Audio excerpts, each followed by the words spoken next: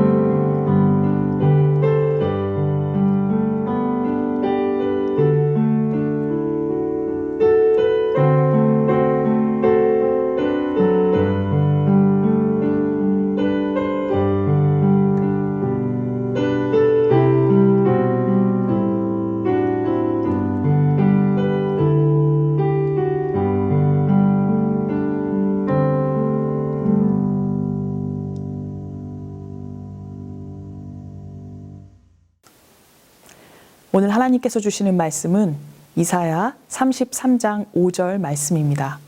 말씀은 제가 읽겠습니다. 여호와께서 지극히 존귀하시니 그는 높은 곳에 거하시며 정의와 공의를 시온에 충만하게 하심이라. 아멘. 우리는 모두 완전하지 않습니다. 그렇기 때문에 회복이 필요합니다. 세상 또한 불완전하기 때문에 우리 모두는 늘 상처받고 심리적 장애들을 가지고 있으며 바꾸고 싶은 습관들을 가지고 있습니다. 이 모든 문제의 근본적인 원인은 우리를 둘러싼 환경에서 시작되는 것 같지만 실상은 그렇지 않습니다. 사람들이 오해하고 있고 그래서 억울하고 세상이 나에게 호의적이지 않은 것이 아닙니다. 진짜 문제는 우리 밖에 있는 것이 아니라 우리 안에 있습니다. 우리 안에 있는 자기 이미지 그리고 고통을 통제하려는 욕심에서 비롯됩니다. 우리의 심리가 불안정하면 불안정할수록 더 통제하고 싶어 합니다. 이런저런 방법을 동원해서 환경을 주무르며 자신의 삶을 바꿔보려고 합니다. 더 나아가 다른 사람의 삶까지 본인이 원하는 상황으로 바꿔보려고 합니다. 결국 모든 상황을 통제하려고 합니다. 이러한 행동은 자신이 하나님이 되려는 그릇된 교만함에서 비롯된 것입니다. 우리가 모든 것을 통제하려고 할 때의 결과는 두려움, 좌절, 피로, 그리고 실패뿐입니다. 우리는 어떻게 이러한 문제에서 벗어날 수 있을까요? 이사야 33장이 이 질문에 답이 되기를 원합니다. 이사야 33장은 그동안의 이스라엘의 과거와 현재 그리고 미래에 대하여 이야기합니다. 공의로우신 하나님께서는 죄로 얼룩진 이스라엘을 징계하시기 위하여 아수르를 보냅니다. 그런데 아수르는 하나님의 징계의 도구로서의 역할을 뛰어넘어서 하나님의 백성들을 억압하는 잔인한 정복자가 되었습니다. 하나님의 대적이 되어버렸습니다.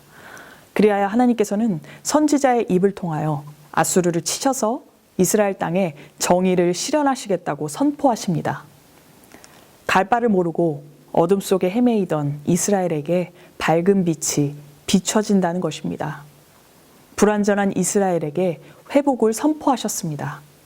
그렇습니다. 불완전한 이스라엘, 불완전한 우리에게 가장 필요한 것은, 가장 필요한 완전한 회복은 하나님으로부터 비롯됩니다. 한순간도 홀로 완전할 수 없는 우리는 완전하신 주님의 회복이 매 순간 필요합니다. 그러나 주님의 회복은 모든 사람들에게 주어지는 것은 아닙니다. 우리가 그것을 취하기 위해서는 해야 할 것이 있습니다. 먼저 이전에 저지른 죄악과 무능함을 인정하고 주님께 진실하게 고백해야 합니다. 14절에 이렇게 기록되어 있습니다.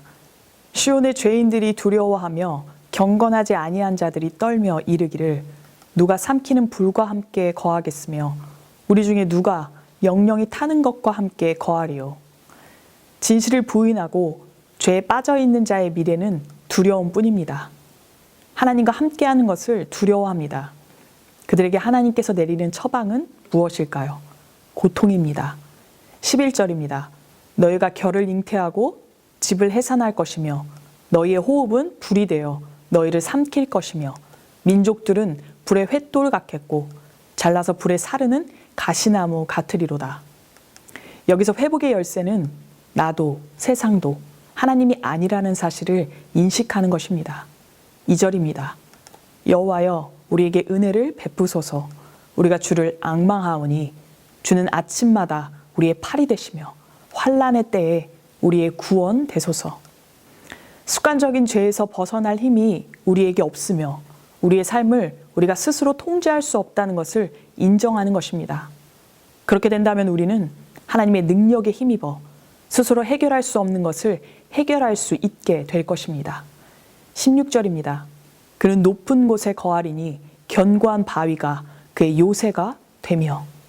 그렇습니다. 우리는 하나님의 진노를 피하게 될 뿐 아니라 하나님의 존귀함을 입게 될 것입니다.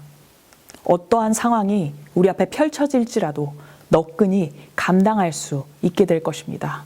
왜냐하면 언제나 우리에게 모든 필요를 넉넉히 채우실 하나님을 우리가 의지하기 때문입니다. 우리에게는 하나님이 계시고 우리는 하나님께 소중한 존재이며 우리를 회복시킬 능력이 하나님께 있다는 사실을 진심으로 믿기 때문입니다. 사랑하는 성도 여러분, 우리는 아무도 완전하지 않기 때문에 주님의 회복이 절실히 필요합니다. 그러므로 우리는 진실을 부인하는 문제에서부터 해결해야 합니다. 그렇다면 진실을 부인하는 것에 대한 해결책이 무엇입니까? 우리도 세상도 하나님이 아니라는 사실을 인식하는 것입니다. 우리는 매 순간 하나님의 존재를 인정해야 합니다. 어려운 일을 겪으면 판단력이 흐려지고 두려움에 붙잡혀서 하나님을 향한 신뢰가 무너지는 경우가 있습니다. 그럼에도 우리는 하나님을 향한 굳은 믿음을 가져야 합니다. 믿음이란 무엇입니까? 보이는 상황은 여전하지만 보이지 않는 하나님도 여전히 변함없이 우리를 사랑하시고 우리가 돌아오기를 간절히 기다리는 분이심을 굳게 믿는 것입니다. 데일리 가정 예배를 시청하시는 성도 여러분, 인생의 위기 가운데 있으십니까? 환경에 집중하지 않고 오직 주님께만 집중할 수 있도록 기도하며 결단하시기 바랍니다. 주님을 전적으로 인정하고 의지하는 흔들리지 않는 신뢰가 모든 어려움으로부터 우리를 지켜줄 것입니다. 회복시켜 주실 것입니다. 이 시간에는 함께 예배드리는 가족과 손을 잡고 기도하시겠습니다. 주님, 어려운 상황일수록 더욱 주님께 집중하고 소망을 두며 기도하게 하여 주시옵소서. 신실하신 주님, 저에게 심지가 견고한 굳센 믿음을 허락하여 주시옵소서. 어떠한 상황에도 주님을 나의 주인으로 인정하며 주님을 향한 믿음을 지키게 하여 주시옵소서. 세상 끝날까지 그 믿음이 흔들리지 않게 하시고 주님을 의지하는 인생은 실패가 없다는 사실을 기억하며 오늘 하루의 삶도 감사함으로 살아가게 하여 주시옵소서. 예수님 이름으로 기도드립니다. 아멘. 주기도문 하시겠습니다. 하늘에 계신 우리 아버지여, 이름이 거룩히 여김을 받으시오며 나라가 임하시오며 뜻이 하늘에서 이루어진 것 같이 땅에서도 이루어지이다. 오늘 우리에게 일용할 양식을 주시옵고 우리가 우리에게 죄 지은 자를 사하여 준 것 같이 우리 죄를 사하여 주시옵고 우리를 시험에 들게 하지 마시옵고 다만 악에서 구하시옵소서. 나라와 권세와 영광이 아버지께 영원히 있사옵나이다. 아멘. 이어서 주신 말씀 붙잡고 더 깊이 기도하도록 하겠습니다. 주님, 저에게 어떤 상황이 펼쳐질지라도 저희를 떠나지 아니하시고 함께 하시는 주님을 더 깊이 의지하겠습니다. 저희를 완전히 회복시키실 주님을 기대합니다. 주님, 저희를 회복시켜 주시옵소서. 이 땅을 회복시켜 주시옵소서. 다 같이 더 깊이 기도하시겠습니다.